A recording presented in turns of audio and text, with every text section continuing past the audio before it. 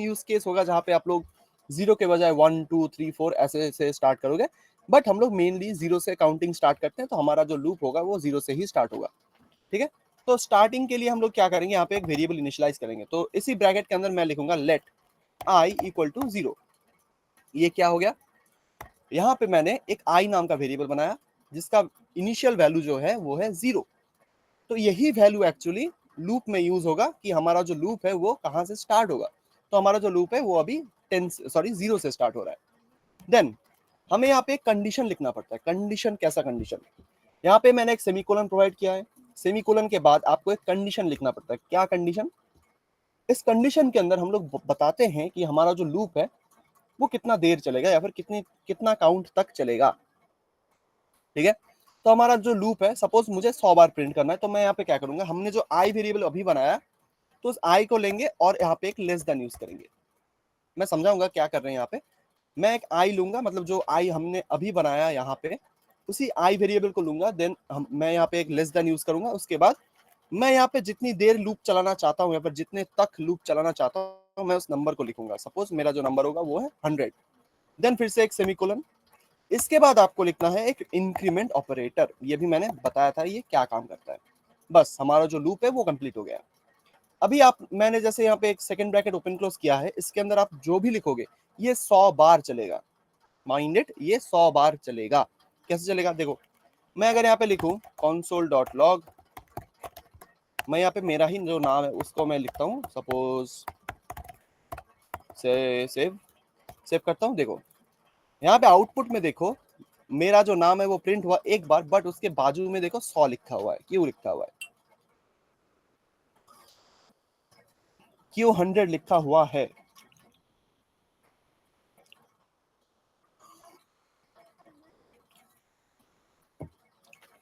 पता है क्यों 100 लिखा हुआ है?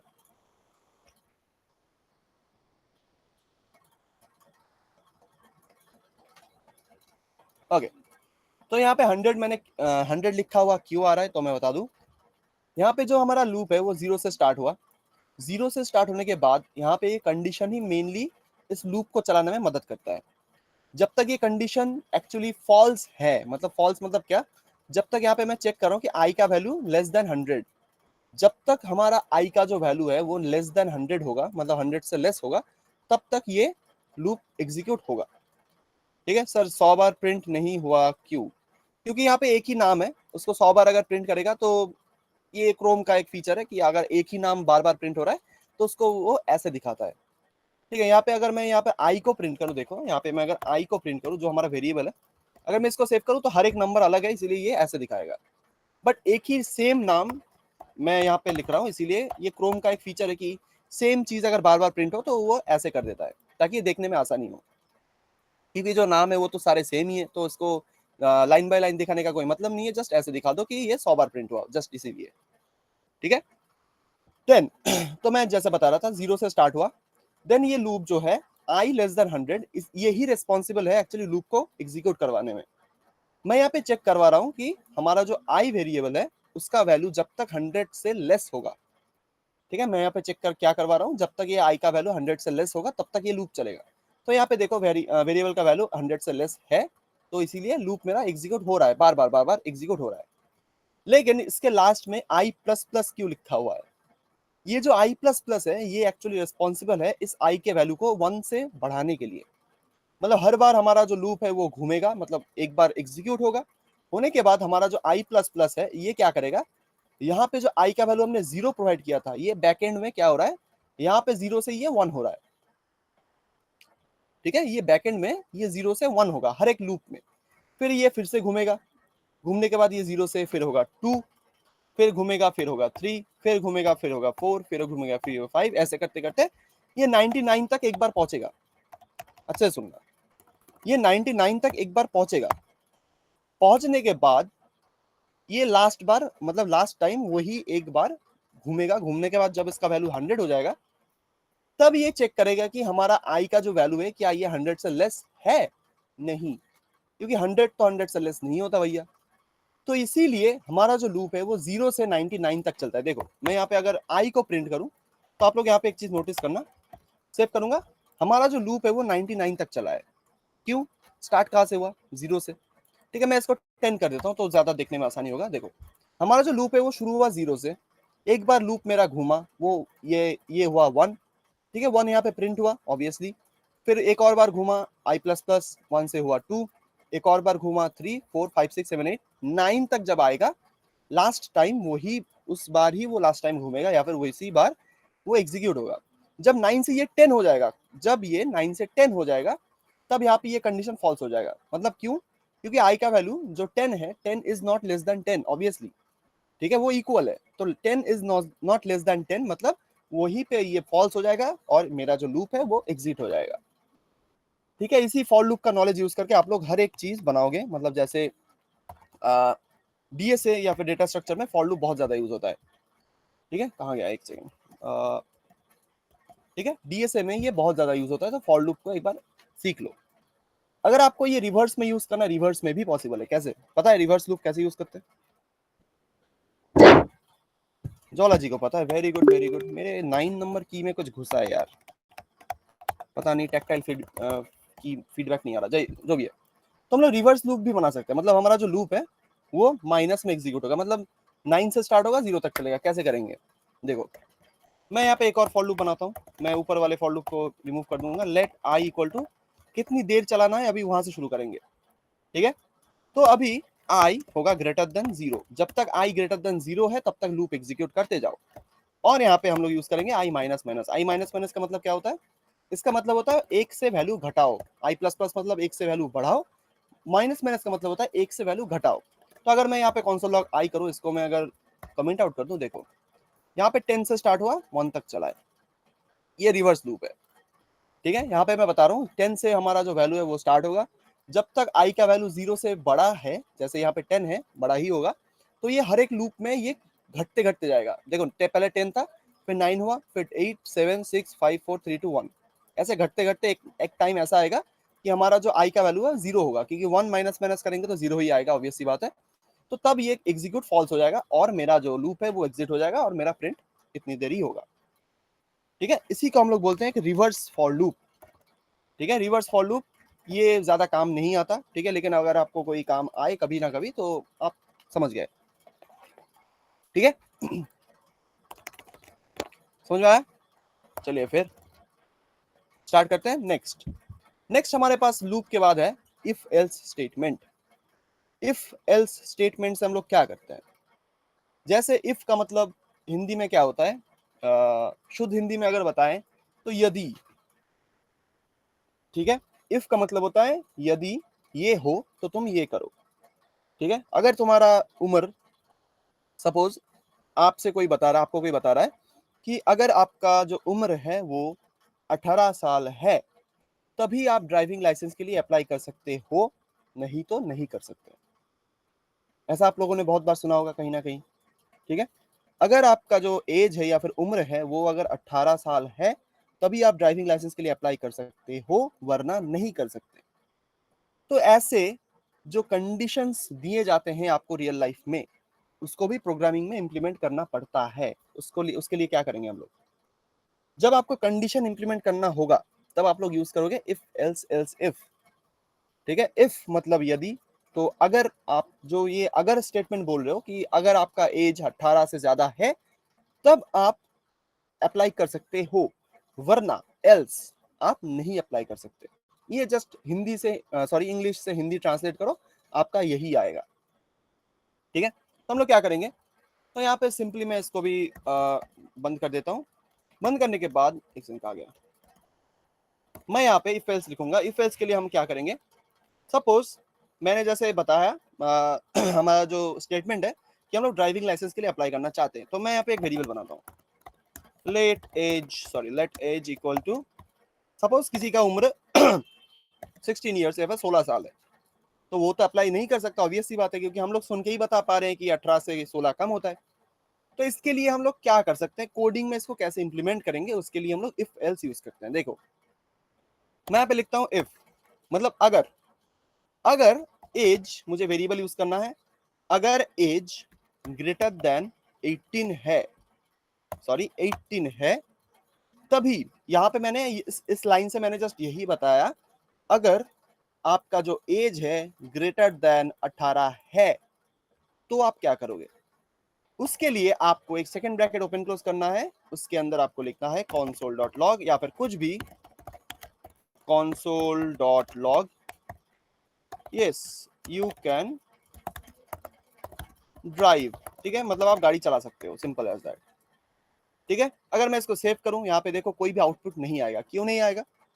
क्योंकि मैंने जस्ट यहाँ पे अगर आपका एज 18 से ज्यादा है तो ही क्या कर पाओगे उसको मैंने लिखा है, लेकिन क्या होगा वो मैंने नहीं लिखा, मतलब अगर नहीं है तो क्या होगा, ठीक है। अगर 18 से ज्यादा नहीं है, मतलब सॉरी 18 से अगर नहीं, एक सेकंड, हाँ ठीक है, तो अगर एज 18 से ज्यादा है तो आप गाड़ी चला सकते हो, वरना क्या होगा, वो वरना मैंने नहीं लिखा, क्या करूंगा उसके लिए, मैं यहाँ पे लिखता हूं एल्स, एल्स मतलब वरना क्या होगा आपके साथ, तो यहाँ पे मैं लिखूंगा console.log no you can't drive, आप गाड़ी नहीं चला सकते। अगर मैं इसको सेव करता हूँ, देखो यहाँ पे मेरा जो वरना था, मतलब जो अगर आपका एज अगर 18 से कम है तो क्या होगा वो मैंने यहाँ पे दिखा दिया।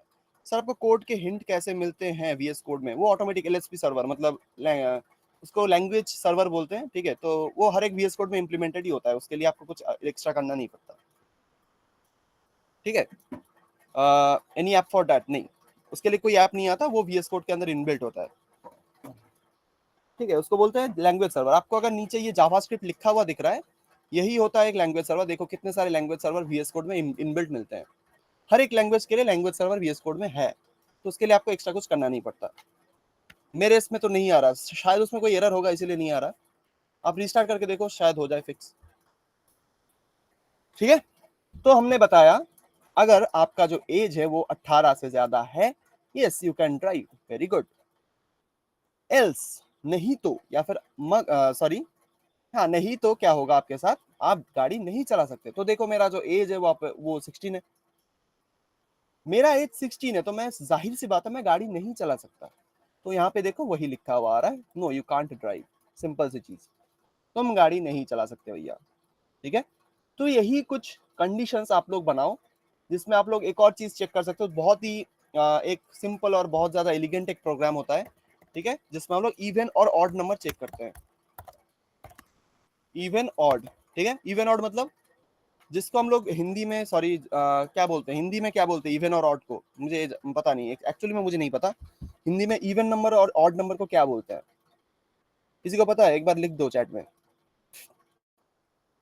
अच्छा सम और विषम, ओके ठीक है, इवन और ऑड लेके ही चलते हैं, बहुत बढ़िया, थैंक यू सारा जी। तो हम लोग यहाँ पे क्या करेंगे, सपोज हमारे पास एक नंबर है नम, मैं यहाँ पे एक वेरिएबल बना रहा हूँ नम इक्वल टू 10, 10 इवन है या फिर ऑड है, किसको पता है?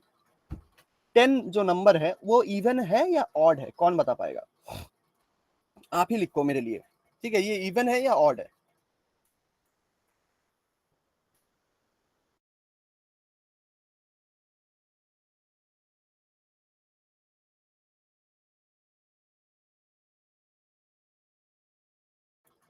ओके बाई टू है या नहीं? नहीं, बाई टू नहीं, मतलब हाँ, दो से अगर डिवाइड करके उसका आंसर अगर जीरो आया, मतलब उसका जो रिमाइंडर है वो अगर जीरो आया फिर वो इवन है, ठीक है। अगर जीरो नहीं आया, जीरो के बदले अगर कुछ भी नहीं आया, फिर वो ऑड है। Even I am an English medium student but since I teach Hindi medium students so I learn from them, alright, very good very good. So आपको सिखाने से मुझे भी बहुत कुछ सीखने को मिलता है, ठीक है, क्योंकि बेसिक नॉलेज जो है वो एडवांस टाइप करने करते, मतलब करते करते वो भूल जाते हैं हर एक इंसान। मैं जैसे एडवांस कुछ कोड करता हूँ तो बेसिक भूल जाता हूँ, ये होता है, तो आपको सिखाते सिखाते वो भी मेरा प्रैक्टिस हो जाता है, तो ठीक है, इसमें कोई win win situation, it is not bad, ठीक है, ऑलराइट। तो मैं जैसे बता रहा था, जो नंबर 10 है ये इवन है या ऑड है, इसको हम लोग कैसे पता करते हैं? अगर किसी नंबर को आप 2 से डिवाइड कर रहे हो, डिवाइड करने के बाद अगर उसका रिमाइंडर, रिमाइंडर पता है ना, अगर डिवाइड करने के बाद वो नीचे जीरो आए, मतलब वो एक्चुअली एक इवन नंबर है, 2 से डिवाइड करने के बाद, सिंपल एज दैट, ठीक है, तभी हम लोग समझते हैं कि ये एक नंबर इवन नंबर है। अगर जीरो के बदले कुछ भी आए, 1 2 3 4 5 6, फिर एक वो ऑड नंबर है। जैसे इवन नंबर क्या क्या हो सकता है, 2 4 6 8 10 12 14 16 ऐसे, इनको आप 2 से डिवाइड करोगे, इनका इनका रिमाइंडर हमेशा जीरो ही आएगा। But on the other hand 1 को डिवाइड करो, नहीं आएगा। फिर आपको फिर क्या आता है उसके बाद, 3 5 7, इन सबको डिवाइड करके देखो, इनका रिमाइंडर शायद 1 2 3 4 ऐसा कुछ आएगा, ठीक है। तो इसीलिए जो नंबर रिमाइंडर में 0 आता है, मतलब जो इसको डिवाइड करने के बाद रिमाइंडर 0 आता है 2 से, फिर वो हमारा इवन नंबर होता है, बाकी नहीं होता। तो इसको हम लोग कैसे बनाएंगे, मैं यहाँ पे नम वेरिएबल लूंगा। रिमाइंडर चेक करने के लिए हम लोग क्या यूज करते हैं, मुझे पता है, मॉड्यूलो ऑपरेटर, ठीक है। I think we use modulo operator in even odd, yes, हम लोग मॉड्यूलो ऑपरेटर यूज करते हैं। क्यों? क्योंकि मॉड्यूलो ऑपरेटर ही हमें बताता है कि इसका रिमाइंडर क्या है, ठीक है। आप डिवीजन यूज करोगे तो उसका आंसर क्वोशिएंट में आता है, वो रिमाइंडर नहीं प्रोवाइड करता। तो आप लोग क्या करोगे, मॉड्यूलो यूज करोगे। तो जैसे मैंने बताया, अगर आपका नंबर 2 से डिवाइड करने के बाद उसका रिमाइंडर जो है वो 0 आया, फिर आप समझ जाओ कि भैया वो एक console.log एक इवन नंबर है, ठीक है, इवन नंबर है, ठीक है।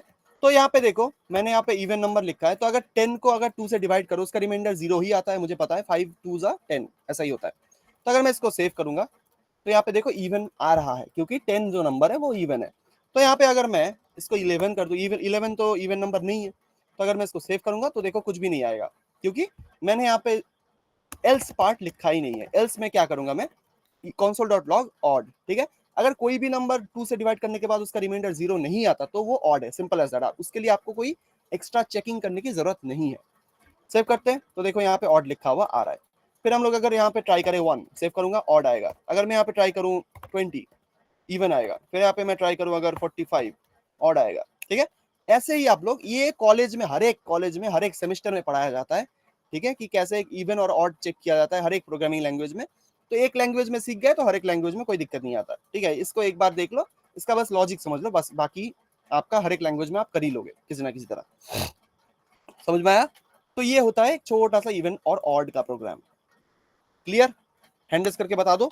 बहुत ही सिंपल चीज है, हर एक, मैंने जैसे बताया, हर एक कॉलेज में ये पढ़ाया जाता है। मुझे तो हर एक लैंग्वेज में पढ़ाया गया था, ठीक है। वो PHP, फिर C#, फिर जावा, फिर हमारा सी, फिर जावा स्क्रिप्ट, हर एक लैंग्वेज में वो पढ़ाया जाता है। तो ये बहुत, मतलब जिसको हम लोग बोलते हैं क्या बोलते हैं, कॉमन प्रॉब्लम, ठीक है। ये बहुत कॉमन प्रॉब्लम होता है, हर एक सेमेस्टर में रहता ही रहता है।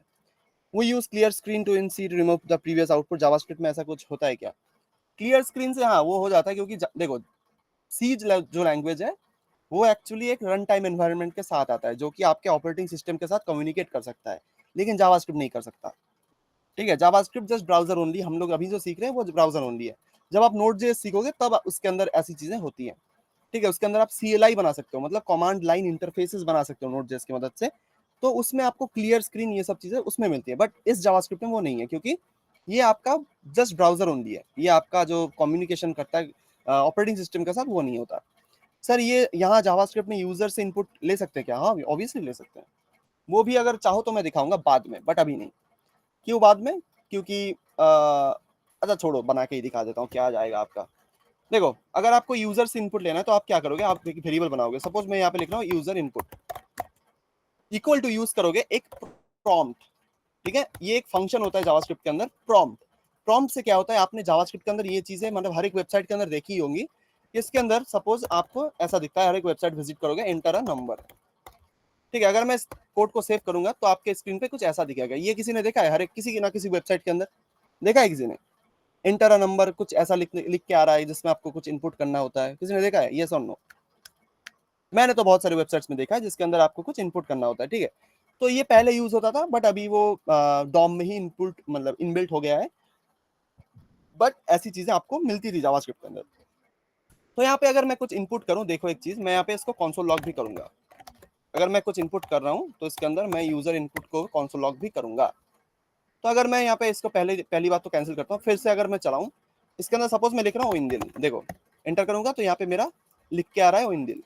तो मैंने जस्ट यहाँ पे एक प्रॉम्प्ट यूज किया है, प्रॉम्प्ट, ठीक है। प्रॉम्प्ट की मदद से आप लोग चेक कर सकते हो कि मतलब यूजर से इनपुट ले रहे हो कि नहीं, ठीक है। मैं इसको रिलोड करता हूँ फिर से, देखो ये फिर से मांगेगा मुझसे, कुछ भी लिखूंगा तो वही आएगा यहाँ पे। तो ये एक यूजर इनपुट है। आप इसी यूजर इनपुट को यूज करके आप बहुत सारे प्रोग्राम्स बना सकते हो। जैसे इवन आउट का प्रोग्राम मैंने ऐसे बनाया, आप चाहो तो कुछ ऐसे बना सकते हो, ठीक है।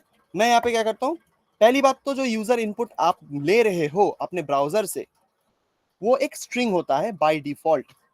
आप अगर इसको नंबर में कन्वर्ट करना चाहते हो तो आपको ये मैनुअली टाइप कास्ट करना पड़ेगा, ठीक है। बट ये मैनुअली एक स्ट्रिंग होता है, ठीक है। तो इसके लिए अगर सपोज आपको कुछ नंबर चाहिए, सपोज इसके अंदर मैं मांग रहा हूँ एंटर अ नंबर, तो ऑब्वियस सी बात है इसके अंदर एक नंबर ही मिलेगा मुझे, तो इसको पहले मुझे पार्स इंट नाम का एक और फंक्शन होता है, उसमें रैप करना पड़ता है। ठीक है, पार्स इंट ये क्या करता है, ये जो स्ट्रिंग इनपुट होता है हमारा, सपोज एक नंबर को ही हम लोग एज अ स्ट्रिंग भेज रहे हैं, तो उसको फिर से नंबर में कन्वर्ट कर देता है। तो अगर मैं यहाँ पे कौन सा लॉग करूँ, सपोज लॉग करता हूँ इसको user input, sorry user input save करूंगा। ठीक है, ये कैसा सिंटैक्स आ गया यार, इसको मैं ऐसे करता हूँ, ऑलराइट कैंसिल करूंगा, फिर से रिलोड करते हैं। अभी देखो अगर मैं 30 इनपुट करूं तो यहाँ पे 30 लिखा आ रहा है, ये एक नंबर है, क्योंकि स्ट्रिंग जो होता है वो व्हाइट कलर में आता है और जो नंबर होता है वो पर्पल कलर में आता है, तो इसीलिए ये अभी एक नंबर है। Very good. तो अभी हम लोग क्या कर सकते हैं, मैं यहाँ पे एक नंबर लिख देता हूँ, ठीक है, तो अच्छे से समझ में आएगा। तो मैं यहाँ पे जो कर रहा था पहले, if number is %2 equal to 0 blah blah blah, आप ऐसे लिख रहे हो, ठीक है, तो ये कुछ ऐसा दिखाएगा। देखो अभी अगर मैं नंबर चेक करूं कि अगर मैं कुछ नंबर इनपुट करूं 20, तो 20, एक सेकंड क्या हुआ, 20 इनपुट किया मैंने, अच्छा एक सेकंड, पहले वाले जो कंसोल लॉग्स हैं वो मैं रिमूव कर देता हूँ, एक सेकंड दो मुझे, यहाँ से इसको भी मैं रिमूव कर दूँ, सेव करते हैं। ऑलराइट, 10 इनपुट करूंगा, इवन आ रहा है, ठीक है, फिर से रिलोड करते हैं। अगर मैं 21 या फिर 12 इनपुट करूंगा फिर से इवन आएगा, वेरी गुड। फिर से रिलोड करूंगा तो 35 इनपुट करूंगा तो ऑड आएगा। तो ये आपका एक इंटरैक्टिव यूजर इनपुट से ये बन गया। ठीक है, इसको आप और भी इंटरैक्टिव बना सकते हो, कैसे मैं बता दूं। यहाँ पे जो कंसोल लॉग कर रहे हो इसको एक अलर्ट में यूज करो। अलर्ट ये मैंने किसी को नहीं पढ़ाया अभी तक, बट आपके लिए मैं कर रहा हूँ कि इसको एक अलर्ट में रखो। अलर्ट कैसा होता है देख लो, मैं लिखता हूँ इवन और इसके बाद मैं लिखता हूँ एक odd, alert sorry odd, save करेंगे। देखो अभी एक चीज नोटिस करना, मैं अगर यहाँ पे कुछ नंबर देता हूँ, सपोज 9 तो ऑड होता है, तो अगर मैं एंटर करूंगा तो यहाँ पे एक ऐसे ही आउटपुट दिखाएगी, ये कंसोल में नहीं आएगा। ठीक है, तो ये हो गया आपका एक इंटरैक्टिव, समझ लो, यूजर इनपुट यूजिंग जावास्क्रिप्ट। ठीक है, बस याद रखना पार्स इंट यूज करना है, अगर कोई नंबर इनपुट कर रहे हो प्रॉम्प्ट यूज करना है इनपुट लेने के लिए। अलर्ट आप लोग यूज करोगे कुछ ऐसा जो प्रॉम्प्ट स्क्रीन होता है ब्राउजर के अंदर, उसको यूज करने के लिए।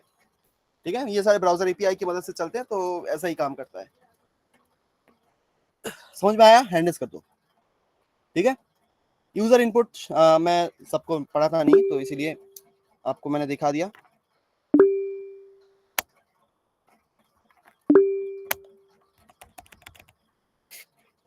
हाँ, कंफर्म भी होता है ऑब्वियसली। कंफर्म से आप लोग बुलियन में ट्रू और फॉल्स वैल्यू ले सकते हो, वो अलग बात है। वो उसके लिए अभी कोई प्रोग्राम नहीं है मेरे पास, तो जब आएगा तो ऑब्वियसली कराऊंगा वो। ठीक है, कंफर्म का यूज जस्ट ट्रू और फॉल्स वो रिटर्न करता है, उसमें यस और नो लिखा होता है कि आप कोई कंडीशन दे रहे हो उसको कि आप ये करना चाहते हो, यस और नो, तो उसके लिए कंफर्म यूज करना पड़ता है।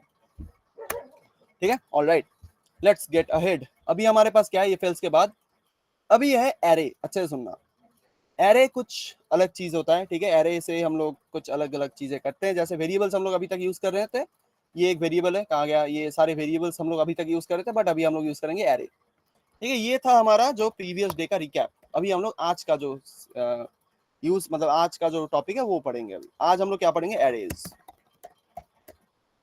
एरे क्या होता है, आप एक ही वेरिएबल में, yes, collection of similar data type, but ये जावास्क्रिप्ट के लिए वैलिड नहीं है। ठीक है, वो मैं बताऊंगा क्यों नहीं है, बताता हूँ। एरे क्या होता है, आप लोग अभी तक एक वेरिएबल यूज कर रहे थे कुछ ऐसे, लेट सपोज मैं वेरिएबल बनाता हूँ नंबर, इसके अंदर आप एक ही वैल्यू स्टोर कर रहे थे। ठीक है, आप इसके अंदर एक ही वैल्यू नंबर 10 यूज कर रहे थे, बट अगर आपको कुछ ऐसा यूज केस आया जिसमें आपको एक ही वेरिएबल के अंदर सपोज 10 मतलब नंबर स्टोर करने, तो आप क्या करोगे, 10 नंबर एक ही वेरिएबल के अंदर आपको अगर स्टोर करना है तो आप क्या करोगे, तब आप यूज करोगे एक एरे। क्या करोगे, एक एरे यूज करोगे। कैसे, आप इस नंबर वेरिएबल के बाद जो इक्वल टू दे रहे हो, इसके बाद आपको एक थर्ड ब्रैकेट यूज करना है।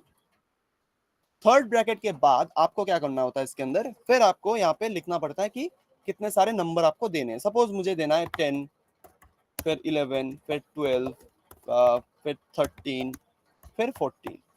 तो अभी मैंने क्या किया, अच्छे से देखो, मैंने यहाँ पे एक वेरिएबल बनाया जिसके अंदर 5 मैंने नंबर स्टोर कर लिए। ये एक कलेक्शन है, मतलब इसके अंदर आप लोग मल्टीपल वैल्यूज स्टोर कर सकते हो। एक से काम अभी नहीं चलेगा, आप लोग अभी 5 डेटा को एक साथ स्टोर करोगे। ठीक है, इसको ही हम लोग बोलते हैं एक एरे। ठीक है, देवेंद्र जी ने बहुत अच्छा एक एग्जांपल सॉरी एक डेफिनेशन दिया, collection of similar data types. Collection of similar data types मतलब इसके अंदर आप लोग कलेक्शन बनाते हो बहुत सारे डेटा का। ठीक है, string int at a same time कर सकते क्या, वही मैं बताऊंगा नेक्स्ट। तो जावास्क्रिप्ट में देवेंद्र जी ने जो बोला collection of similar data type, ये वैलिड नहीं होता। ये बाकी लैंग्वेज में वैलिड होता है बट जावास्क्रिप्ट में वैलिड नहीं होता, क्योंकि जावास्क्रिप्ट में कोई टाइप चेकिंग नहीं है। आप अगर एक नंबर एरे बना रहे हो जिसके अंदर सिर्फ नंबर होना चाहिए, आप चाहो तो इसके अंदर एक नाम भी स्टोर करवा सकते हो, ऐसे जावास्क्रिप्ट आपको कोई एरर नहीं देगा। जावास्क्रिप्ट थोड़ा बेवकूफ होता है, वो नहीं समझ पाता कि आप क्या स्टोर कर रहे हो उसके अंदर। तो मैंने जस्ट नंबर लिखा है बट उसके अंदर मैंने अचानक से एक स्ट्रिंग ले दिया, अचानक से। ठीक है, हमला अचानक हुआ था, ठीक है ऐसे ही। तो इसके अंदर देखो बहुत सारे नंबर है बट एक स्ट्रिंग भी इसके अंदर है। तो जावास्क्रिप्ट को हम लोग collection of similar data type नहीं बोल सकते इस कैरे को। ठीक है, इसके अंदर कलेक्शन ऑफ डेटा बोल सकते हैं बट सिमिलर डेटा टाइप हम लोग नहीं बोल सकते, क्योंकि सिमिलर बता दूं, सिमिलर मतलब एक ही तरह का, बट जावास्क्रिप्ट में हम लोग मल्टीपल तरह का डेटा एक साथ एक एरे में रख सकते हैं। ये एक जावास्क्रिप्ट का फीचर और एक फ्लॉ है, मतलब ये एक फीचर और एक प्रॉब्लम है, समझ में आया। तो इसीलिए आप अगर जावास्क्रिप्ट यूज कर रहे हो तो आपको ये चीज माइंड में रखना है कि अगर आप एरे बना रहे हो तो उसके अंदर खुद से सिमिलर डेटा यूज करना पड़ेगा। मतलब आपको अगर नंबर देना है तो आपको खुद से नंबर देना है, उसके अंदर कोई स्ट्रिंग अगर दे दिया तो जावास्क्रिप्ट आपको बोलेगा नहीं कि भैया आपने नंबर में क्यों स्ट्रिंग घुसड़ा है, वो आपको एरर नहीं देगा। देखो यहाँ पे कोई एरर है भी नहीं, लेकिन आप अगर सी यूज कर रहे हो, जावा यूज कर रहे हो, उसमें जाओगे आप, अगर इसमें गलती से कोटेशन भी दे दो तो वो आपको एरर मार के उसको आपको बाहर निकाल देगा, ऐसा कुछ बात होता है। ठीक है, बट जावास्क्रिप्ट बहुत सिंपल है, बहुत आसान होता है, इसीलिए इसमें ये सारी चीजें नहीं होती। इस कंडीशन में नंबर वेरिएबल का क्या डेटा टाइप रहता है? डेटा टाइप इसमें ऑब्जेक्ट होता है। ठीक है, देखो मैं आप अगर जावास्क्रिप्ट के अंदर एक टाइप ऑफ नाम का एक कीवर्ड होता है, आपको अगर किसी वेरिएबल का टाइप चेक करना है कि वो कौन से टाइप का है तो आप यहाँ पे यूज करो टाइप ऑफ, और जो वेरिएबल है वो यहाँ पे मैंने नंबर आइडेंटिफायर, ये वेरिएबल तो नहीं है, ये एक आइडेंटिफायर है। ठीक है, इस आइडेंटिफायर को टाइप ऑफ के बाद मगर लिखो इसको, अब आप देखो यहाँ पे ऑब्जेक्ट आएगा, ये कोई स्ट्रिंग नहीं है, ये कोई नंबर नहीं है, ये एक ऑब्जेक्ट है। ठीक है, तो जावास्क्रिप्ट थोड़ा अलग तरह के से काम करता है, तो आपको ये खुद से माइंड में रखना है। जब आप लोग टाइपस्क्रिप्ट यूज करोगे, माइंड इट, जब आप लोग टाइपस्क्रिप्ट यूज करोगे तो टाइपस्क्रिप्ट के अंदर आप लोग मैनुअली अगर चाहते हो कि कोई एरे के अंदर जस्ट नंबर ही रहेगा तो आप लोग वो मैनुअली बना पाओगे, लेकिन टाइपस्क्रिप्ट अलग चीज होता है, जावास्क्रिप्ट में ये नहीं होता। ठीक है, तो इसके लिए आप लोग टाइप चेकिंग कर सकते हो, टाइप ऑफ नंबर या फिर कुछ भी लिखो। टाइप अगर मैं यहाँ पे नंबर दूं, देखो जस्ट 12 लिखा मैंने, सेव करूंगा तो यहाँ पे नंबर आएगा। अगर मैं इसके अंदर कोटेशन भी लिखूं, सिर्फ एक कोटेशन, देखो स्ट्रिंग आएगा। तो ऐसे ही आप लोग किसी भी वेरिएबल का टाइप चेक कर सकते हो। ठीक है, जस्ट आइडेंटिफायर का नाम लिख दो, वो टाइप चेक करके दे देगा आपको। तो हम लोग एरे पढ़े तो एरे पे ही स्टिक रहते हैं। ठीक है, तो हमने एक एरे बनाया, अभी मैं इसके अंदर से नंबर के बजाय कुछ और रिमूव कर देता हूँ। स्ट्रिंग था हमारा, स्ट्रिंग मैंने रिमूव कर दिया।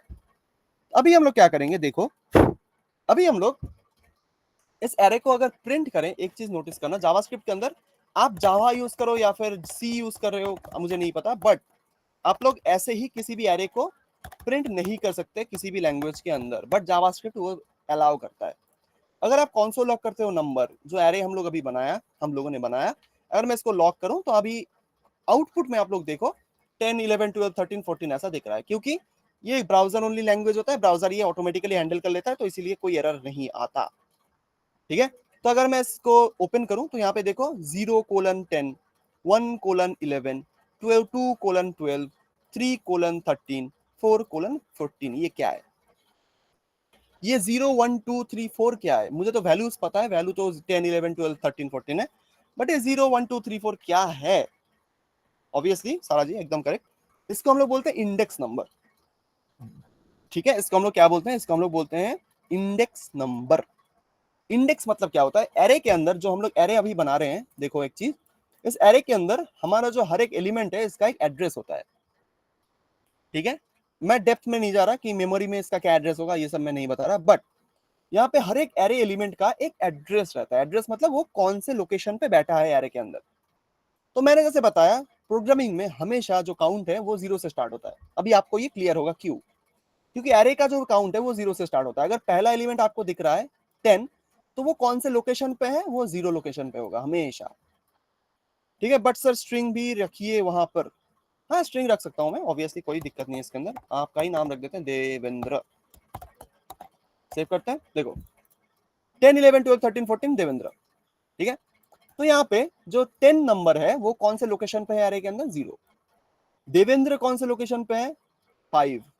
तो यहाँ पे मैं कैलकुलेट कैसे कर रहा हूं, एरे का जो लेंथ होता है, ठीक है, एरे का जो लेंथ होता है वो क्या होता है, हमेशा एरे एलिमेंट्स के ऊपर डिपेंड करता है कि उसके अंदर कितने सारे एरे एलिमेंट्स हैं। तो जावास्क्रिप्ट के अंदर लेंथ चेक करने के लिए भी एक प्रॉपर्टी होता है, डॉट लेंथ। अगर एरे लिख रहे हो तो एरे के बाद अगर डॉट लिख के लेंथ लिखते हो, ऐसे इसको सेव करोगे तो यहाँ पे देखो 6 आ रहा है, क्यों, क्योंकि इसके अंदर 6 एलिमेंट्स है, 1 2 3 4 5 6, देवेंद्र को मिला के 6 टोटल एलिमेंट्स हैं इसके अंदर। तो आपको अगर लेंथ चेक करना है तो आप लोग जावास्क्रिप्ट के अंदर नंबर डॉट लेंथ यूज करके ऐसा कर सकते हो। सी के अंदर हम लोग साइज ऑफ यूज करते हैं, जावा के अंदर भी लेंथ यूज करते हैं। तो बस जावास्क्रिप्ट के अंदर लेंथ यूज करोगे, आपका काम हो जाएगा, ठीक है। तो इस लेंथ मेथड से आप लोग समझ पाओगे कि एक एरे के अंदर कितने सारे एलिमेंट्स है, ठीक है। अभी एक चीज मैं बता दूं, एरे के अंदर जो लास्ट इंडेक्स होता है उसको हम लोग कैसे कैलकुलेट करते हैं। लास्ट इंडेक्स वो हमेशा n-1, मतलब जो आपका लेंथ होगा -1 होगा, मतलब जो लास्ट इंडेक्स है हमारा क्या है, एलिमेंट्स टोटल हमारे पास है 6, तो लास्ट जो इंडेक्स होगा हमारे पास वो होगा 5, क्यों, क्योंकि लेंथ होगा 6 -1 वो होगा 5। तो यहाँ पे मैं अगर जस्ट नंबर को प्रिंट करूं या फिर एरे को प्रिंट करूं, यहाँ पे देखो देवेंद्र जो है वो 5th नंबर इंडेक्स पे बैठा है।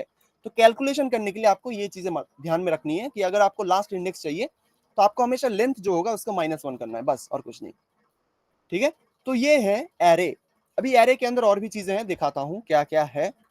तो यहाँ पे देखो मैंने कुछ एरे मेथड्स लिख के रखे हैं कि आपको, बिकॉज एरे में 0 से स्टार्ट होते हैं, ये ऑब्वियस सी बात है, तो उसको आप लोग कैलकुलेट करते हो -1 से, तो वो एक अलग बात है। एरे मेथड्स के अंदर हम लोग क्या पढ़ेंगे कि एरे के अंदर आप लोग कैसे मैनुअली कोई भी एलिमेंट घुसा सकते हो और कोई भी एलिमेंट बाहर निकाल सकते हो। कैसे, इसका क्या मतलब है, आपके पास एक एरे है, देखो 10 11 12 13 14 देवेंद्र। इसके अंदर सपोज आप लोग चाहते हो कि देवेंद्र के बाद आप अपना खुद का नाम जो है वो इनबिल्ट या फिर सॉरी इनपुट करना चाहते हो, कैसे करोगे। तो आप लोग चाहो तो मैनुअली ऐड कर दो, मैं यहाँ पे मेरा नाम जो है वो मैनुअली ऐड करता हूँ। सेव करेंगे तो यहाँ पे देखो एरे का जो लेंथ है वो 7 हो गया, बट यहाँ पे देवेंद्र के बाद वो इंडिल दिखा रहा है, सिंपल एज दैट। बट इसको अगर आप प्रोग्रामेटिकली करना चाहते हो तो आप कैसे करोगे। यहाँ पे हम लोग जावास्क्रिप्ट के कुछ एरे मेथड्स यूज करेंगे। क्या यूज करेंगे, जावास्क्रिप्ट के कुछ एरे मेथड्स यूज करेंगे। वो क्या काम करता है, एरे मेथड्स एरे को मैनिपुलेट और मैनेज करने में हमें मदद करता है जावास्क्रिप्ट के अंदर। आपको अगर ऐसा यूज केस चाहिए जिसके अंदर आपको कोई एरे के अंदर एकदम लास्ट में कोई एलिमेंट इनपुट करना है या फिर घुसाना है, तो आप क्या करोगे, तो आप यूज करोगे एक एरे डॉट पुश मेथड। ये पुश पुश मतलब धक्का देना। आप धक्का देके किसी भी एरे को, एरे एलिमेंट को या फिर किसी भी वैल्यू को एक एरे के अंदर मतलब घुसा सकते हो, कैसे, ठीक है। तो अभी हम लोग यूज कर रहे हैं, देखो मैं यहाँ पे एक अच्छा सा एरे बनाता हूँ। सपोज हम लोग यहाँ पे बनाएंगे क्या बनाए, apples, sorry sorry, A for apples, B for bananas, ठीक है, सी फॉर साइकिल, कुछ भी लिखता हूँ, ठीक है। सेव करते हैं तो यहाँ पे देखो एप्पल्स बनाना साइकिल कुछ भी आ रहा है, ठीक है। ये एरे के अंदर कुछ भी आप रखो, कोई दिक्कत नहीं। तो मैं इसको बनाता हूँ, क्या एरे का नाम क्या करूँ, एरे का मैं नाम देता हूँ सपोज साइकिल, तो कोई फ्रूट नहीं है तो चलो ठीक है फ्रूट ही रख देते हैं। तो अभी सोचो मैं साइकिल रिमूव कर देता हूँ, दिखने में थोड़ा आसानी होगा। तो अभी सोचो एक एरे बनाया जिसके अंदर एप्पल्स और बनानास है। यहाँ पे मैंने उसको प्रिंट किया तो यहाँ पे आपको एप्पल्स और बनानास देखने को मिलेगा। अभी अगर आपको इस एरे के लास्ट में कुछ और फ्रूट ऐड करना है तो आप कैसे करोगे, उसके लिए आप यूज करोगे जो एरे का नाम है डॉट पुश। क्या यूज करोगे, पुश, ठीक है। पुश के अंदर आप लोग जो भी वैल्यू लिखोगे, सपोज इसके अंदर मैं लिखता हूं ऑरेंजेस, ये भी एक फ्रूट है, एरे डॉट पुश, ठीक है। मैं अभी इसको सेव करता हूं तो आप लोग देखो, सर आप तो झूठ बोल रहे हो, इसके अंदर तो ना ऐड हो गया है क्योंकि होस्टिंग हो गया है इसके अंदर, ठीक है कोई बात नहीं, ठीक है। यहाँ पे देखो ऑरेंजेस जो थे वो ऐड हो गए हैं, ठीक है। हमने यहाँ से इसको ऐड किया बट ये ओरिजिनल एरे में ऐड हो गया, ठीक है। इसके अंदर अगर मैं console डॉट लॉग करूं, फ्रूट्स सेव करूंगा, तो अभी देखो पहला जो एरे था हमारे पास उसके अंदर भी ऐड हो गया, ठीक है। तो ये तो होना नहीं चाहिए था, ठीक है कोई बात नहीं, देख लो एक बार। तो मैंने यहाँ पे पुश किया, तो पुश करने के बाद आप लोग देखो कि इसके अंदर ऑरेंजेस जो हैं वो ऐड हो गए, ठीक है। ऑरेंजेस जो थे वो ऐड हो गए हैं लास्ट में। अगर आप लोग चाहते हो कि कुछ और भी ऐड करना, तो कॉमा सेपरेशन हम लोग नहीं कर सकते, शायद नहीं कर सकते हैं। तो पेयर्स, ये भी एक फ्रूट होता है, सेव करेंगे तो देखो ये ऐड हो गया। आप लोग अगर चाहते हो कुछ और ऐड करना, जैसे सपोज ग्रेप्स सेव करोगे, वो ऐड हो जाएगा। तो ऐसे करते करते आपका जो एरे है वो बढ़ता ही जाएगा। ठीक है, आप लोग जितने एलिमेंट्स पुश करना चाहते हो इसके अंदर, वो पुश होता जाएगा। यहाँ पे एक चीज नोटिस करो, जो हमारा ओरिजिनल एरे था वो हमारा जो था एप्पल्स और बनानास ही था, जैसे यहाँ पे आपको दिख रहा है, जो कंसोल लॉग में दिख रहा है। बट इतने सारे एलिमेंट्स हमने पुश किए, पुश करने के बाद हमारा जो एरे है वो कुछ ऐसा दिख रहा है। इसका लेंथ 2 से बढ़ के 5 हो गया। फर्स्ट लोकेशन में ऐड कर सकते हैं, ऑब्वियसली कर सकते हो। उसके लिए आपको यूज करना है अनशिफ्ट, नहीं शिफ्ट, नहीं अनशिफ्ट यूज करते शायद। ठीक है, शिफ्ट और अनशिफ्ट दोनों में कोई एक है जिसको हम लोग यूज करते हैं। ठीक है, तो ये गया पुश। अभी अगर जो एलिमेंट्स हमने ऐड किए उसको अगर हम लोग एक एक करके रिमूव करना चाहे तो क्या करेंगे? लास्ट में से अगर कोई एलिमेंट आपको रिमूव करना है तो आप लोग यूज करोगे pop, fruits dot pop. Fruits dot pop use करो, इसके बाद एक और बार कॉन्सोल लॉक करो, क्योंकि अपडेटेड एरे हमें चाहिए बार बार, नहीं तो हमें पता नहीं चलेगा कि हो क्या रहा है इसके अंदर। सेव करेंगे, मैंने यहाँ पे देखो फ्रूट्स डॉट पॉप किया, इसके अंदर आप लोग को वैल्यू नहीं देना होता। ठीक है, फ्रूट्स डॉट पॉप करने के बाद एक चीज नोटिस करो, हमारा जो पहले एरे था वो 5 लेंथ का था, बट पॉप करने के बाद हमारा जो एरे है वो जस्ट 4 लेंथ का रह गया है। यहाँ से लास्ट में जो वैल्यू था वो रिमूव हो गया, जो कि था ग्रेप्स, वो अभी नहीं है, जस्ट पेयर्स तक ही है यहाँ पे। एक और बार पॉप करो तो एक और बार देखोगे लास्ट से पेयर भी रिमूव हो जाएगा, देखो ये भी रिमूव हो गया। एक और बार पॉप करोगे तो एक और बार रिमूव होगा। तो ऐसे करते करते आप लोग वैल्यूज ऐड कर सकते हो और इसको रिमूव कर सकते हो।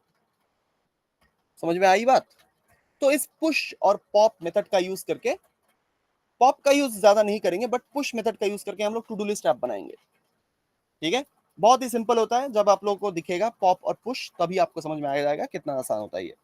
ठीक है, इसी को यूज करके हम लोग टू डू लिस्ट ऐप बनाएंगे। क्लियर है बात? पुश और पॉप समझ में आया? हैंड रेज कर दो। Clear? Alright, thank you, thanks a lot. चलिए आगे बढ़ते हैं फिर। अभी हम लोग थोड़ा बहुत डॉम मैनिपुलेशन पढ़ेंगे। ठीक है, डॉम मैनिपुलेशन क्या होता है? तो डॉम मैनिपुलेशन जाने से पहले मैं एक बार एरे को ट्रैवर्स करना सिखा दूं। ठीक है, कि एरे को आप लोग कैसे लूप में यूज करोगे वो भी दिखा देता हूं। अगर आप लोग चाहते हो कि कंसोल लॉग, सपोज आपको इस एरे में से किसी एक वैल्यू को निकालना है, सपोज एप्पल्स आपको ये जो वैल्यू है वो चाहिए, आप कैसे करोगे? तो आप लोग सिंपली करो, यहाँ पे कंसोल लॉग, आप लोग वेरिएबल्स का भी यूज कर सकते हो, कोई दिक्कत नहीं है। मैं यहाँ पे जो फ्रूट्स एरे है हमारा वो यूज करूंगा, और थर्ड ब्रैकेट लिखने के बाद इसके अंदर आपको देना पड़ता है जो इंडेक्स नंबर है वो। सर टॉपिक बस पढ़ा रहे हैं, प्रैक्टिस कैसे करें? प्रैक्टिस वो आपके ऊपर है, मैंने पीडीएफ मतलब जो पीपीटी है वो शेयर कर दिया। ठीक है, अगर आपको चाहिए कि डेली कोई प्रैक्टिस सेशन हो तो आप खुद से करो, जो मैं पढ़ा रहा हूँ ये सारे पीपीटी में ऑलरेडी एडेड है और पीपीटी शेयर मैंने कर दिया है। तो इसके अंदर जाके पुश मेथड, पॉप मेथड ये आप यूज करो। ठीक है, सब कुछ इसमें ही एडेड है। ठीक है, देन जो मैं बता रहा था कि एरे के अंदर अगर आपको कोई एक एलिमेंट चाहिए तो आप लोग कैसे यूज करोगे, उसको कैसे निकालोगे? तो उसके लिए आपको एरे लिखना है, उसके बाद एक थर्ड ब्रैकेट, उसके अंदर आपको देना पड़ता है कि एक इंडेक्स नंबर। असाइनमेंट दो ना सर इसके लिए, तो प्रैक्टिस हो जाएगी। ठीक है, असाइनमेंट आज लेता हूँ। तो फ्रूट्स लिखने के बाद थर्ड ब्रैकेट के अंदर आपको इंडेक्स नंबर देना है। सपोज एप्पल्स का जो इंडेक्स है वो कितना होता है, मुझे पता है एरे 0 से स्टार्ट होता है, तो आपको भी समझ लेना चाहिए कि एरे हमेशा 0 इंडेक्स से स्टार्ट होता है। तो अगर पहला वैल्यू चाहिए तो मुझे देना पड़ेगा 0। अगर मैं इसको सेव करूं तो देखो यहाँ पे एप्पल्स प्रिंट होगा। ठीक है, अगर आपको सेकंड वैल्यू चाहिए कंसोल डॉट लॉग, आपको अगर फ्रूट्स फिर से सेकंड वैल्यू चाहिए वो दूं मैं, तो अगर 1 लिखूं तो 1 आएगा। ठीक है, तो ऐसे करते करते आप लोग एरे के एलिमेंट्स 1 बाय 1 निकाल सकते हो। अगर आपको चाहिए कि आपको ये मैनुअली नहीं करना, आपको हर एक एरे का एलिमेंट जो है प्रिंट करना है, आप कैसे करोगे? आप एक लूप यूज करो। ठीक है, मैं यहाँ पे फॉर ईच लूप यूज कर रहा हूँ। ठीक है, फॉर ईच लूप या फिर फॉर लूप यूज करते हैं क्योंकि वो हमने सीख लिया है। तो मैं यहाँ पे फॉर लूप यूज करता हूँ। तो इसके अंदर वैल्यू होगा आई, जो होगा वो होगा 0 से स्टार्ट, क्योंकि हमारा जो एरे इंडेक्स है वो 0 से स्टार्ट होता है। अभी आपको समझ में आएगा। आई होगा less than fruits dot length. ठीक है, आई कितनी देर चलेगा, जो एरे का लेंथ है उतनी देर तक। और आई प्लस प्लस, जो हमारा प्रीवियस सिंटैक्स था वही है, बाकी आप लोग यहाँ से देख सकते हो। देखो आई से स्टार्ट हुआ 0 से, देन फ्रूट्स डॉट लेंथ, मतलब एरे का जो इतना लेंथ होगा उतना ही लूप चलेगा, सिंपल सी बात है। ठीक है, और आई प्लस प्लस ये तो आपको पता है। तो मैं यहाँ पर अगर कंसोल लॉग करूं, console dot log fruits I, I क्या होगा, आई हर बार चेंज होगा, 0 1 2 3 ऐसे करके चेंज होगा। तो आई के अंदर ये इंडेक्स नंबर ऑटोमेटिकली इनबिल्ट हो जाएगा और हमारा जो प्रिंट है वो दिख जाएगा। देखो यहाँ पे एप्पल्स और बनानास 2 बार प्रिंट हो गया है। अगर मैं इसको रिमूव करूं, देखो ऑटोमेटिकली एक लाइन के कोड से आप लोग एप्पल्स और बनानास जो है वो प्रिंट कर रहे हो। ठीक है, इसको बोलते हैं एरे ट्रैवर्सिंग। मतलब एरे के जो एलिमेंट्स है उसके हर एक एलिमेंट के ऊपर जाके आप उसको कुछ काम दे रहे हो या फिर उसको प्रिंट कर रहे हो, तो इसको हम लोग क्या बोलते हैं, एरे ट्रैवर्सिंग। ठीक है, एरे ट्रैवर्सिंग के ऊपर ही बहुत सारे डीएसए के क्वेश्चंस रहते हैं, तो आप लोग चाहो तो यू कैन ट्राई इट। ठीक है जी, ठीक है। देन चलो, अभी आपको अगर एरे में कोई क्वेश्चन चाहिए, ठीक है, एरे में क्वेश्चन दूं या फिर इफ एल्स की मदद से दूं, तो आप ही बताओ कौन सा वाला असाइनमेंट आपको ज्यादा जचेगा, आपके लिए, आपके स्टैंडर्ड तक जाएगा, बताओ कौन सा वाला दूं, इफ एल्स या फिर एरे? एनीवन बता सकते हो किस में असाइनमेंट चाहिए आपको? एरे में चाहिए देवेंद्र जी को, इफ एल्स एरे। ओके, बाकियों का सुन लो एक बार। 3 लोगों ने, 2 लोगों ने बोला एरे, एक ने बोला इफ एल्स। ओके, बाकियों का भी एक बार सुन लूं, उसके बाद बोलता हूं मैं। 3 लोग हैं जो पढ़ाई करना चाहते हैं, बाकियों का मुझे नहीं पता। दोनों सच अच्छी प्रैक्टिस हो जाएगी, बहुत बढ़िया। ठीक है, तो दोनों में ही असाइनमेंट होगा। कैसे होगा, देखो सपोज अगर आपका असाइनमेंट कुछ ऐसा हो, देखो आपको क्या करना है, आपको एक एरे बनाना है। सिंपल सुनो, मैं यहाँ पे स्टेटमेंट लिख रहा हूँ, आपको ऐसे ही स्टेटमेंट्स सॉल्व करने पड़ेंगे डीएसए में। सपोज आपके पास एक एरे है, ठीक है, यू हैव अ क्या एरे बताऊं, suppose you have a integer array. ठीक है, ठीक है, मतलब नंबर एरे समझ लो ऐसे। ठीक है, print print the print if the element of the array is even or odd. ये बहुत अच्छा प्रोग्राम होगा, इसमें आपको लूप, एरे और इफ एल्स तीनों चीजें मिल जाएंगी। तो स्टेटमेंट सुन लो एक बार। You have a integer array, उसके अंदर आपको क्या करना है, आपको जस्ट प्रिंट करना है कि उस एरे में जो नंबर है वो इवन है कि ऑड है। ठीक है, इसके अंदर 3 चीजें आपको चाहिए, मैं बता देता हूं। 3 चीज, पहला है फॉर लूप, इसका प्रैक्टिस हो जाएगा। सेकंड है इफ एल्स, थर्ड है आपका एरे। ये 3 चीजों का जो कॉम्बिनेशन है आपको इसी प्रोग्राम में मिल जाएगा। प्रैक्टिस भी हो जाएगा तो बहुत बढ़िया हो जाएगा। ठीक है, क्या करना है, एक बार स्टेटमेंट जो है वो स्क्रीनशॉट ले सकते हो, देख लो एक बार। ठीक है, you have a integer array, integer array मतलब उसमें सिर्फ नंबर्स ही होंगे, उसमें कोई स्ट्रिंग नहीं होगा या फिर बुलियन नहीं होगा। ठीक है, तो इंटीजर एरे में आपको सब सिर्फ प्रिंट करना है कि उस एरे में जो नंबर है वो कौन सा वाला नंबर है, इवन है कि ऑड है। बस यही, समझ में आई बात? हैंड रेस कर दो। ये आपका प्रॉब्लम स्टेटमेंट है, 3 चीजें आपको यूज करनी है, for loop, if else, array. समझ में आ गई बात? हैंड रेस कर दो। तो गूगल मत करना, पहले ट्राई करो खुद से, उसके बाद। समझ में आया? ओके, सारा जी को समझ में आ गया, बाकी होगा? खुशी जी को समझ में आ गया, वेरी गुड। मयूरी जी को समझ में आ गया, वेरी गुड। दीपक जी को भी समझ में आ गया, बहुत आसान है। जस्ट आप, मैं हिंट दे देता हूं, एरे इनिशियलाइज करो, लूप चलाओ, इफ एल्स से चेक करो, प्रिंट करो, बस खत्म। चलिए, ठीक है, you have integer array print, बहुत बढ़िया, बहुत बढ़िया, thank you, thank you, thank you Mayuri ji, बहुत बढ़िया, थैंक यू। ठीक है, उन्होंने देखिए प्रॉब्लम स्टेटमेंट जो है वो चैट में दे दिया है, थैंक्स अ लॉट। तो वो देख के आप लोग इसको प्रैक्टिस करो। प्रैक्टिस करने के बाद कहाँ भेजोगे, पहले बता दूं, ये मेरे चैट में भेज देना, सॉरी मेरे व्हाट्सएप में भेज देना। जस्ट कोड भेजना, ठीक है, आउटपुट मुझे कोड चलाते ही पता चल जाएगा, तो जस्ट कोड भेज देना मुझे। ठीक है, कॉपी करके पेस्ट कर देना व्हाट्सएप के चैट में, ज्यादा बड़ा कोड होगा नहीं इसका, सपोज 20 से 25 लाइन। तो भेजने के बाद मुझे मैं देख के बता दूंगा कि ठीक है कि नहीं। ऑलराइट, चलिए फिर आगे बढ़ते हैं, थैंक यू। समझ आया? ये छोटा सा एक असाइनमेंट है, 3 चीजें एक साथ निपटा देंगे हम लोग। तो अभी हम लोग क्या पढ़ेंगे, डॉम मैनिपुलेशन। देखो बहुत इंपॉर्टेंट टॉपिक है। जावास्क्रिप्ट का जो मेन फीचर अभी तक हमने एक्सप्लोर किया ही नहीं है। जावास्क्रिप्ट हम लोग अभी तक जो पढ़ रहे थे, ये हर एक प्रोग्रामिंग लैंग्वेज के अंदर है।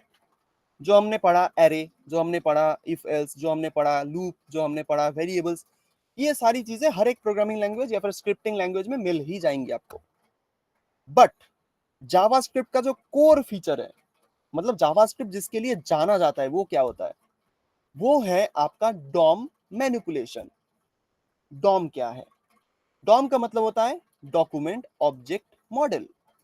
DOM, DOM. डॉम का मतलब होता है डॉक्यूमेंट ऑब्जेक्ट मॉडल। क्या है ये, चलिए जानते हैं। देखो, आपका जो HTML होता है आपके वेबसाइट पे, देखो मैं यहाँ पे दिखा भी देता हूँ, मैं इसको थोड़ा लेंथ बढ़ाऊं। ये जो HTML है आपके वेबसाइट में, ये आप लोग देख रहे हो कि इसके अंदर एक डॉक टाइप टैग है, इसके अंदर एक HTML टैग है, इसके अंदर एक हेड टैग है, मेटा टैग है, टाइटल टैग है, बॉडी टैग, स्क्रिप्ट टैग, ये वगैरह वगैरह आपके पास इतने सारे टैग्स हैं। बट जावास्क्रिप्ट ये नहीं जानता, जावास्क्रिप्ट अपने HTML को ऐसे नहीं देखता है। जावास्क्रिप्ट कैसे देखता है अपने HTML को, जिसमें वो इंटीग्रेटेड है, उसको कैसे देखता है, ऐसे देखता है। ठीक है, जावास्क्रिप्ट जो है वो हर एक HTML का जो फाइल होता है वो कुछ ऐसे देखता है। कैसे देखता है देख लो एक बार। सबसे पहले होता है डॉक्यूमेंट। ठीक है, डॉक्यूमेंट मतलब आपका HTML file, simple as that. Document मतलब आपका जो HTML फाइल है वो। फिर आता है एक रूट एलिमेंट। रूट एलिमेंट माने, रूट एलिमेंट मतलब जो HTML टैग है आपके HTML में, HTML फाइल के अंदर, वो मतलब जावास्क्रिप्ट हमेशा समझता है कि जो रूट होगा हर एक फाइल का वो इस HTML टैग से ही स्टार्ट होगा। जैसे आप लोग देखो, हर एक टैग के ऊपर ये HTML टैग है, मतलब इस HTML टैग के ही अंदर आप लोग हेड टैग यूज कर रहे हो, इसके अंदर आप लोग बॉडी टैग यूज कर रहे हो, तो हम लोग HTML टैग को बोलेंगे एक रूट एलिमेंट। ठीक है, जावास्क्रिप्ट भी इसको ऐसे ही देखता है, मतलब रूट जो है उस जावास्क्रिप्ट के लिए वो है HTML टैग।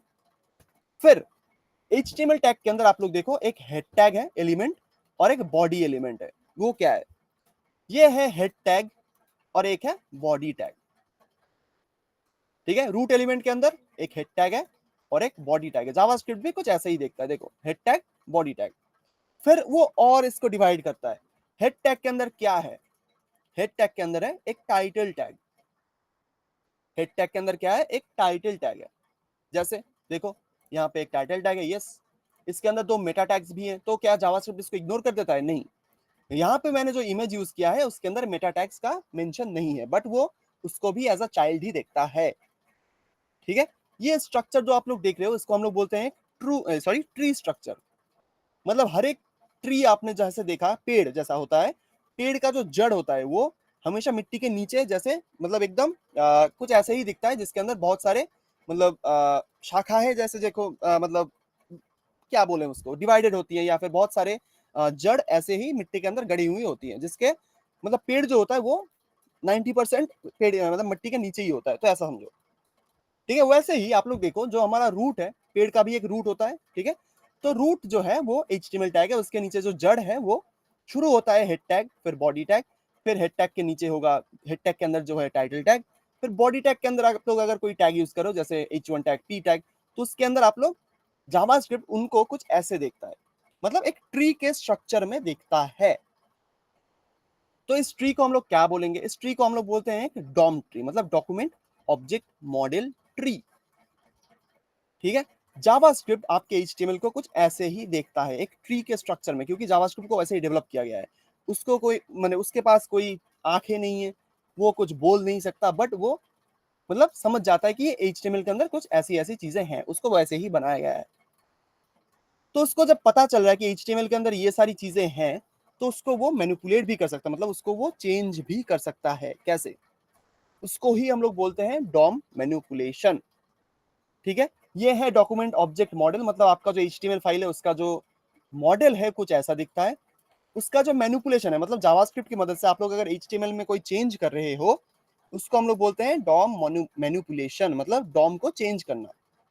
ठीक है, मतलब जावास्क्रिप्ट की मदद से, सिंपल वर्ड्स में बताऊं, जावास्क्रिप्ट की मदद से आप लोग अगर HTML को चेंज करना चाहते हो तब आप डॉम मैनिपुलेशन यूज कर रहे हो माय फ्रेंड। कैसे, चलिए देखते हैं। नेक्स्ट टॉपिक वही है।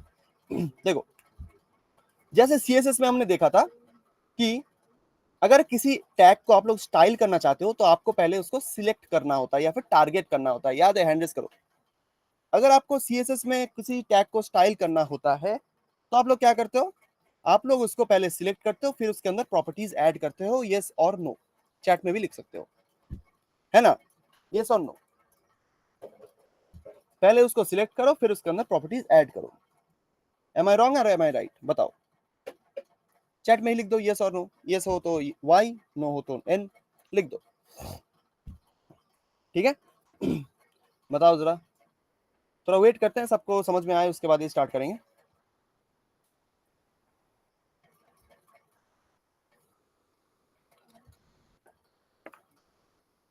क्वेश्चन समझ में आया कि नहीं, या फिर ऑडियो आ रहा है कि नहीं, मुझे पता नहीं चल रहा। आप लोग कुछ भी रिस्पॉन्ड नहीं कर रहे तो मुझे कुछ समझ में नहीं आ रहा कि सुनाई दे रहा है कि नहीं दे रहा है, वो भी बता दो एक बार। सुनाई दे रहा है? Am I audible? Okay, am I audible, alright. तो मैं जैसे बता रहा था, आप लोगों ने CSS तो यूज किया है इतने दिनों तक। CSS में अगर कोई टैग को, किसी टैग को अगर हम लोग कुछ स्टाइल ऐड करना चाहें तो हम लोग उसको सिलेक्ट करते हैं पहले, using what, ID selector, class selector, element selector, ऐसी चीजों को इसकी इनके मदद से। ठीक है, तो वैसे ही जावास्क्रिप्ट के अंदर भी अगर आप लोग किसी एलिमेंट को या फिर किसी भी टैग को मॉडिफाई करना चाहते हो, उसको भी पहले सिलेक्ट करना पड़ता है, मतलब उसको भी पहले सिंपल वर्ड्स में सिलेक्ट ही करना पड़ता है। तो उसको हम लोग कैसे करते हैं जावास्क्रिप्ट के अंदर? इसके लिए आप लोग यूज करोगे कुछ ऐसी चीजों को, कुछ फंक्शंस होंगे आपके पास। फंक्शन क्या होता है वो मैं अभी नहीं पढ़ा रहा, क्योंकि फंक्शन के लिए आपको पूरा एक क्लास लग जाएगा। ठीक है, फंक्शन अभी नहीं पढ़ा रहा, बट ये कुछ फंक्शंस है, इनका कुछ काम होता है जो बस वो वही करती है और कुछ नहीं करता ये। ठीक है, इनका एक काम होता है तो वो बस वही करके एग्जिट हो जाता है, उसका और कुछ मतलब और कोई एक्स्ट्रा उसका कोई काम नहीं होता। जैसे आईडी सिलेक्टर CSS में हमने पढ़ा था, वैसे ही जावास्क्रिप्ट के अंदर भी आईडी सिलेक्टर होता है, कुछ दिखता कुछ ऐसा है, document dot gate element by ID, इसके बाद एक फर्स्ट ब्रैकेट। तो ये सारी चीजें कैसे यूज करेंगे चलिए देखते हैं। तो यहाँ पे स्क्रिप्ट टैग ऐड है, मैं यहाँ पे क्या करता हूँ, एक बॉडी टैग के अंदर एक H1 टैग बनाता हूँ। H1 टैग में मैं एक आईडी ऐड करता हूँ, सपोज हेडिंग, HEADING। इसके अंदर मैं ऐड करता हूँ दिस इज अ हेडिंग, देखते हैं आया कि नहीं। सेव करते हैं, कहाँ गया, ओके देखो दिस इज अ हेडिंग आ गया। अगर इसको हम लोग जावास्क्रिप्ट की मदद से सिलेक्ट करना चाहें तो कैसे करेंगे? मैं इसको रिमूव कर देता हूँ या फिर इसको कंसोल लॉग में, ओके। इसको अगर मैं क्या बोलते हैं, इसको अगर मैं जावास्क्रिप्ट के अंदर सिलेक्ट करना चाहूँ तो कैसे करूंगा? उसके लिए पहले मैं एक वेरिएबल बनाना चाहता हूँ। सपोज मैं हेडिंग के लिए एक हेडिंग वेरिएबल बनाऊंगा, उसके बाद इक्वल टू देने के बाद मैं लिखूंगा document dot gate element by ID, ये वाला फंक्शन। डॉक्यूमेंट, डॉक्यूमेंट क्या है ये मैंने जैसे बताया, आप देखो देखो ट्री में देखो, नोटिस करो, हमें अगर जावास्क्रिप्ट की मदद से HTML में कुछ भी करना है तो हमें ये डॉक्यूमेंट ऑब्जेक्ट को, ये ग्लोबल ऑब्जेक्ट होता है, इसके बारे में अभी मत पढ़ो, दिमाग का मतलब घोल हो जाएगा, मत पढ़ो। अभी ये डॉक्यूमेंट समझ लो हमारा जो HTML फाइल है, वो हम लोग डॉक्यूमेंट बोल के जस्ट इस HTML फाइल को बुला रहे हैं कि डॉक्यूमेंट तेरे अंदर जो आईडी है, जो जिसका आईडी है, मतलब तेरे अंदर जो टैग है उसका जो आईडी है, अगर उसका आईडी हेडिंग है तो मुझे वो प्रोवाइड कर। तो मैं यहाँ पे आईडी दूंगा हेडिंग, सिंपल सी चीज। अभी इस हेडिंग आईडी को अगर मैं प्रिंट करूं, देखो कॉन्सोल लॉक करूंगा, हेडिंग को अगर मैं प्रिंट करूं, सेव करूंगा, अभी देखो कॉन्सोल में हेडिंग टैग मेरा या फिर H1 टैग जो है वो मेरा प्रिंट हो रहा है। देखो कॉन्सोल में हमारा जो हेडिंग टैग है यूज, उसका जो टैग के अंदर जो कंटेंट है वो भी मेरा प्रिंट हो रहा है। कैसे किया मैंने? मैंने आईडी यूज किया, ठीक है, H1 टैग में मैंने एक आईडी दिया है हेडिंग। तो जावास्क्रिप्ट के अंदर मैं जस्ट बुला रहा हूं कि डॉक्यूमेंट या फिर HTML फाइल, तेरे अंदर जो एलिमेंट है और जिसका आईडी हेडिंग है वो मुझे दे दे। अगर मैं यहाँ पे आईडी कुछ गलत शलत दे दूं जो HTML में नहीं है, अगर मैं इसको सेव करूंगा तो यहाँ पे देखो नल आएगा। नल भी एक डेटा टाइप होता है, ठीक है, ये अभी तक हमने नहीं पढ़ा। नल मतलब होता है कुछ भी नहीं है, सिंपल टर्म्स में समझो। तो आईडी अगर आप लोग गलत दोगे तो नल ही आएगा, बट अगर मैं आईडी ठीक दूं, जैसे हेडिंग सेव करूंगा, तो मेरे को यहाँ पे हेडिंग ऑब्जेक्ट देखने को मिलेगा। देखो यहाँ पे अभी टैग नहीं दिखा रहा, बट ये एक वैलिड कोड है। ये कैसा कोड है? इसके अंदर आप लोग जो हेडिंग टैग मिल रहा है, H1 टैग, ऑब्वियसली देखो यहाँ पे लिखा है मतलब H1, और उसके बाद हैशटैग हेडिंग, मतलब ये एक आईडी है। अगर आप लोग इसको ओपन करोगे, इसके अंदर बहुत सारे ऑपरेशन या फिर बहुत सारे की वैल्यू पेयर आपको मिलेंगे। इसके बारे में भी अभी मत सोचो, ठीक है। ये एक हेडिंग टैग होता है जो कभी कभी कुछ ऐसा आता है, ठीक है, मैं अगर फिर से सेव करूं कुछ ऐसा आएगा, कभी कभी अगर ऐसा आए तो कोई दिक्कत नहीं है, ये ब्राउजर बार बार चेंज करता रहता है। ठीक है, सेव करूंगा तो फिर से शायद चेंज होगा, नहीं हो रहा अभी। देखो ये अनएक्सपेक्टेड बिहेवियर है कुछ, ठीक है, बट ये ऐसे ही काम करता है। देखो फिर से आ गया। अगर आपको ये देखने को नहीं मिल रहा, आपको अगर ये दिख रहा है, देखो आपको अगर ये भी दिख रहा है तो कोई दिक्कत नहीं है, आपका ये ठीक ठाक काम कर रहा है। तो हमने आईडी सिलेक्टर यूज कर लिया जावास्क्रिप्ट के अंदर, ऐसे समझो। तो गेट एलिमेंट बाय आईडी मतलब आईडी से आप लोग किसी भी टैग को बुला रहे हो। मैंने इसको बुला लिया। अभी मैं इस पे क्या कर सकता हूं, उससे पहले मुझे और भी सिलेक्टर्स दिखाने हैं। जैसे एक और सिलेक्टर है document dot get elements by class. यहाँ पे गेट एलिमेंट्स, हमें पता है क्लास हम लोग मल्टीपल टाइम्स यूज कर सकते हैं, बट आईडी हम लोग मल्टीपल टाइम यूज नहीं कर सकते। इसीलिए नहीं कर सकते क्योंकि आईडी में आपको अगर आप अगर मल्टीपल आईडी से कोई टैग बनाते हो, देखो मैं यहाँ पे 2 टैग बना रहा हूँ, मेरे पास 2 H1 टैग है जिसमें आईडी हमारा सेम है। बट अगर मैं हेडिंग को पुकारूं, हेडिंग आईडी से अगर किसी भी टैग को बुलाऊं, तो मुझे एक ही टैग मिलेगा, 2 टैग मुझे नहीं मिलेगा। क्यों? क्योंकि आईडी एक ही टैग को दिया जाता है। अभी आपका क्लियर हो जाएगा, ठीक है। आईडी जब यूज करोगे तो एक ही आईडी हमेशा यूज करना। आप अगर मल्टीपल आईडी से किसी भी जावास्क्रिप्ट को यूज करना चाहते हो, वो काम नहीं करेगा, सिंपल एज दैट, ठीक है। अभी हम लोग देख रहे हैं कि क्लास की मदद से कैसे बुलाएंगे। सपोज हमारे पास एक और H1 टैग है, इसके अंदर मैं लिख रहा हूं this is a heading with class. Save करते हैं, आ गया। अभी हम लोग इसके अंदर एक क्लास प्रोवाइड करते हैं। सपोज क्या क्लास दिया जाए, क्या क्लास दिया जाए, सपोज रेड। मैं इस टैग को रेड करना चाहता हूं, तो एक और H1 टैग बनाऊंगा, इसके अंदर भी मैं एक रेड क्लास ही दूंगा क्योंकि क्लास हम लोग मल्टीपल यूज कर सकते हैं। अभी मैं यूज करता हूं लेट रेड नाम का क्लास मैंने बनाया। अभी डॉक्यूमेंट डॉट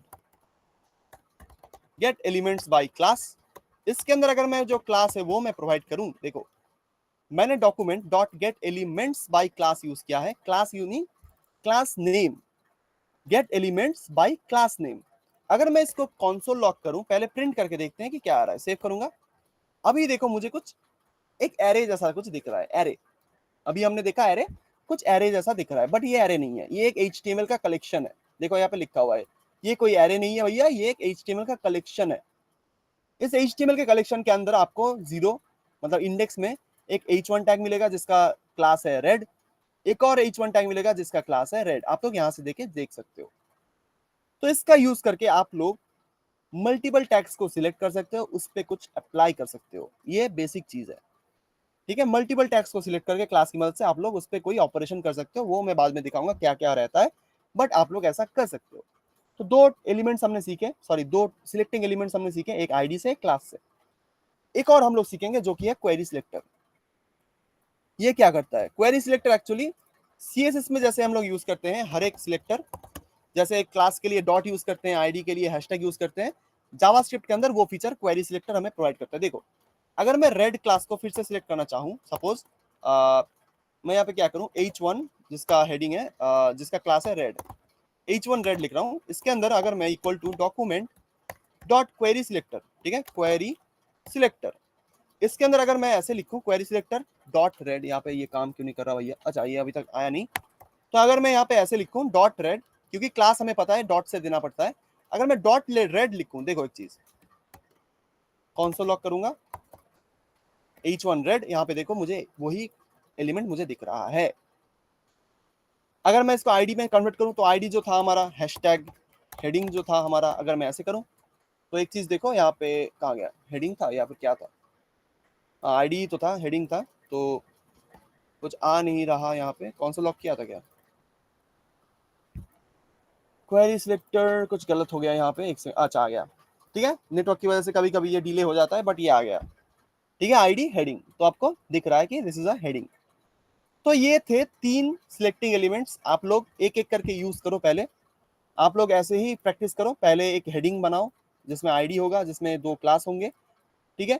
आप हर एक एलिमेंट का यूज करो, पहले gate element by ID select करो, उससे कंसोल लॉक करके देखो आ रहा है कि नहीं, फिर क्लास नेम यूज करो, उसको कंसोल लॉक करके देखो आ रहा है कि नहीं, फिर क्वेरी सिलेक्टर यूज करो, उसको भी कंसोल लॉक करके देखो आ रहा है कि नहीं, ठीक है। That was my time. अभी बताओ कोई क्वेश्चन अगर है माइंड में, हैंड रेज करो, जल्दी हैंड रेज करो। यहाँ पे फिर से तूफान आ गया है, फिर से बिजली बिजली कड़क जाएगी भैया, इलेक्ट्रिसिटी का कोई भरोसा नहीं है, ठीक है। अगर कोई क्वेश्चन है हैंड रेज कर दो।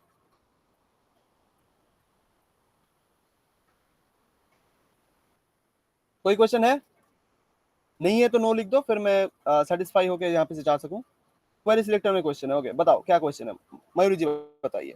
मैं माइक ओपन कर रहा हूँ, बात कर लेते हैं जल्दी से, पूरा रिवाइज करो ना, ओके। तो रिवाइज करने के लिए क्वेरी सिलेक्टर आपको पहले जानना पड़ेगा, क्वेरी सिलेक्टर होता क्या है। क्वेरी सिलेक्टर एक्चुअली CSS में हम लोग जैसे क्वेरीज यूज करते हैं, जैसे क्लास के लिए हम लोग डॉट क्लास लिखते हैं, याद है, फिर आईडी के लिए हैशटैग लिख के उसके बाद आईडी का नाम लिखते हैं, तो उसी फीचर को आप लोग जावास्क्रिप्ट में यूज कर पाओगे यूजिंग क्वेरी सिलेक्टर। ठीक है, क्वेरी सिलेक्टर के अंदर आप लोग आईडी और क्लास ऐसे ही बता सकते हो कि इसके अंदर जो आईडी है हैशटैग हेडिंग, तो ये ऑटोमेटिकली समझ जाएगा कि कोई आईडी ढूंढ रहा है हमारा यूजर। अगर इसके अंदर आप लोग लिखते हो डॉट, तो ये समझेगा कि आप लोग कोई क्लास फाइंड आउट कर रहे हो। ठीक है, तो वैसे ही क्वेरी सिलेक्टर की मदद से आप लोग क्लास और आईडी एक साथ ढूंढ सकते हो, जो कि इन दोनों में पॉसिबल नहीं है। आईडी और क्लास नेम ये अलग अलग होता है, बट क्वेरी सिलेक्टर के अंदर आप लोग दोनों चीजों को एक साथ ढूंढ सकते हो। डॉट के लिए यूज करो डॉट क्लास, अगर आपको आईडी ढूंढना है तो हैशटैग आईडी, ऐसे कुछ भी। ओके, ऑलराइट, बाकी होगा क्वेश्चन नहीं है, एक बार देख लेते हैं। देवेंद्र जी ने हैंड रेज किया थे, बोलो, बताओ देवेंद्र जी, मैंने माइक ओपन कर दिया है, बताओ। सर क्या क्वेरी सिलेक्टर तीन ही और हाँ, बताइए बताइए। तीन ही चीज को कंटेन करता है, जैसे आईडी सिलेक्टर, क्लास सिलेक्टर और tag selector, element selector, sorry sir. हाँ, क्या बोला, समझ में नहीं आया, एक और बार बताइए। Sir class selector, ID selector और एक टैग सिलेक्टर, हाँ, ये तीन चीज को ही कंटेन करता है क्या? तीन चीज को कंटेन करता है मतलब रखता है, जैसे क्लास हो गया तो डॉट से, और आईडी हो गया तो हैश से, और हाँ हाँ हाँ, एलिमेंट होगा तो एलिमेंट के नाम से, क्वेरी सिलेक्टर में यही होता है। हाँ सर, और क्वेरी सिलेक्टर ऑल जो रहता है वो क्या करता है सर? वो मल्टीपल क्वेरीज देता है। जैसे यहाँ पे अगर मैं रेड क्लास सर्च करूँ, तो यहाँ पे मुझे एक ही एलिमेंट देखने को मिलेगा, देखो, मुझे एक ही एच वन टैग देखने को मिलेगा, मुझे दो नहीं देगा। अगर मैं यहाँ पे क्वेरी सिलेक्टर ऑल यूज करूंगा तो मुझे दो एच वन टैग ऐसे नोट लिस्ट क्या करना देता है। Okay sir. ठीक है, अभी ऑल मत पढ़ो, अभी जस्ट वन एक ही रहने दो, उसके बाद देखेंगे। Okay sir. ठीक है, और किसी का कोई क्वेश्चन हो तो बताओ, नहीं तो आज का क्लास यही पे एंड कर रहा हूँ मैं। ठीक है, कल के क्लास में मिलेंगे फिर से और कुछ नई चीजें पढ़ेंगे ऑब्वियसली। तो जो असाइनमेंट दिया वो सबमिट करो, सबमिट करने के बाद और भी असाइनमेंट्स दूंगा, ये भी प्रैक्टिस करो। करने के बाद कल के क्लास में जल्दी आ जाना, कल भी और कुछ नई चीजें पढ़ेंगे। ठीक है, गुड नाइट एवरीवन, फिर कल के क्लास में मिलते हैं।